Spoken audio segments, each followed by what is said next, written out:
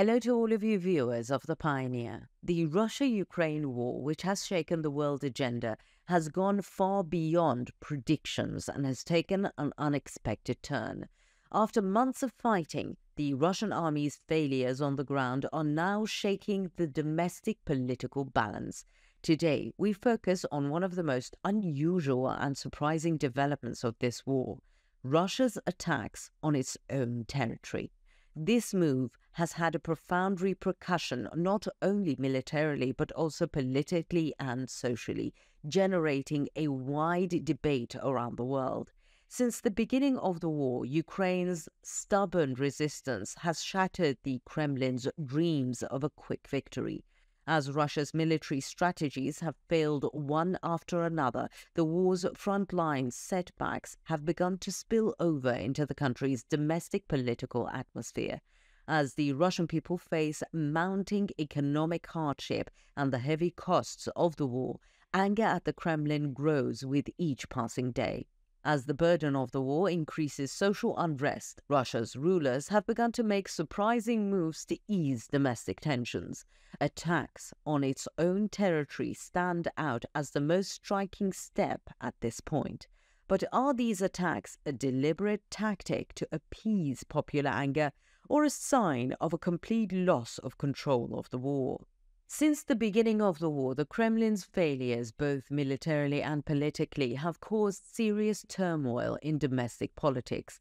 Popular dissatisfaction with the government has led to great unrest, especially among the young population. The international community was shocked when Russia launched an attack on its own territory in order to assuage domestic anger. Doesn't this show that the Kremlin is backed into a corner and is taking radical steps in desperation? Or is this a deception tactic? Either scenario is a worrying sign for Russia's future. Let's discuss possible scenarios and strategic calculations for Russia's future at this critical juncture. Will Russia find a way out of this chaos, or will it lose control completely as the domestic crisis deepens?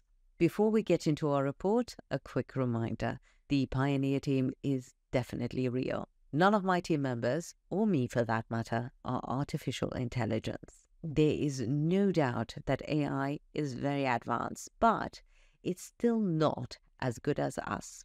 By the way, please don't forget to subscribe and turn on notifications so you don't miss our daily reports and explanations. I also read all the comments you leave on our videos, so please continue to share your ideas about our content.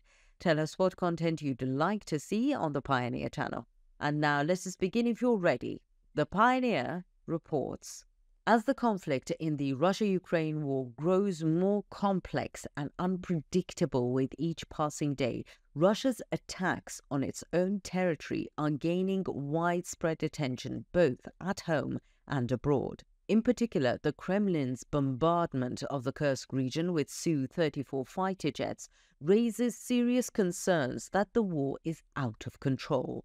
While this strategically important region in western Russia has become one of the most important fronts of the war with Ukraine, Moscow's erroneous operations jeopardize both success on the ground and public support.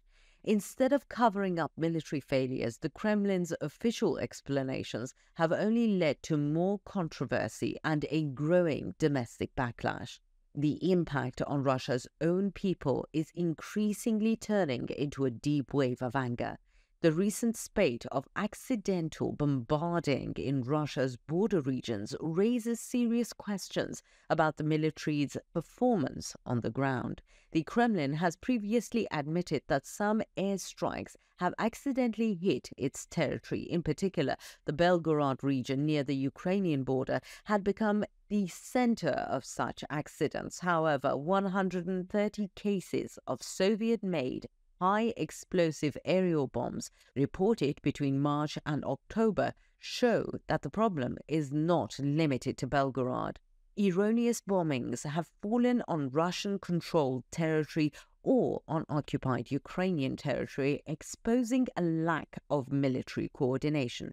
While the Kremlin claims that these mistakes are accidents, The increase in these incidents exposes the lack of discipline in the Russian military. Not only accidental attacks, but also deliberate operations by the Kremlin have attracted attention. In particular, the Kursk region has been the target of Russia's recent intensified bombardments. Since August the 6th, these attacks have accelerated, turning the region into an important front of the war. Moscow's defense ministry claims that Su-34 aircrafts have been carrying out planned bombardments against areas where Ukrainian troops are concentrated. However, information from local sources that these attacks hit civilian-populated areas raises suspicions about the Kremlin's operations. Russian civilians, especially those living near the border, are among the most vulnerable to the devastating effects of the war. The effectiveness of Russia's FAB bombs is also a matter of debate. Although these bombs are equipped with combined planning and gliding modules and are satellite-guided, the failure of the bombs to reach their targets is a frequent problem. Most recently, a bomb fell in the village of Sergeyevka in the Krasnoyarsk region, causing no casualties but leading to great fear and panic among the population. Such accidents reveal that Russia's high-tech weapon systems are failing to perform as expected in practice. The Kremlin's military strategy is drawing serious criticism not only on the ground but also among the public. In particular, the bombs falling on its own soil seriously undermine trust in the government. While the Kremlin's official rhetoric received a great deal of public support in the early stages of the war in Russia, over time, military failures and administrative mistakes began to erode this support. Civilians living in the border regions are suffering both from accidental attacks and the direct effects of the conflict. Their anger is exacerbated by the growing economic crisis and the prolongation of the war.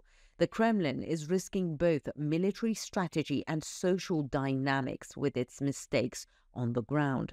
The ongoing unrest in the border regions shows that the effects of the war are being felt not only on the front lines, but also at home. Operations in critical areas such as Kursk reveal how uncertain and disorganized the Kremlin's strategic decisions are. Since the beginning of the war, Russia's efforts to maintain control have been hampered by miscalculations and mistakes. In particular, the attacks on its own territory have deepened the demoralization of the war within Russia and have exposed the Kremlin's domestic political fragility. In the meantime, the international community is also drawing attention to Russia's erroneous attacks on its own territory, and criticism of Moscow's war strategies is growing.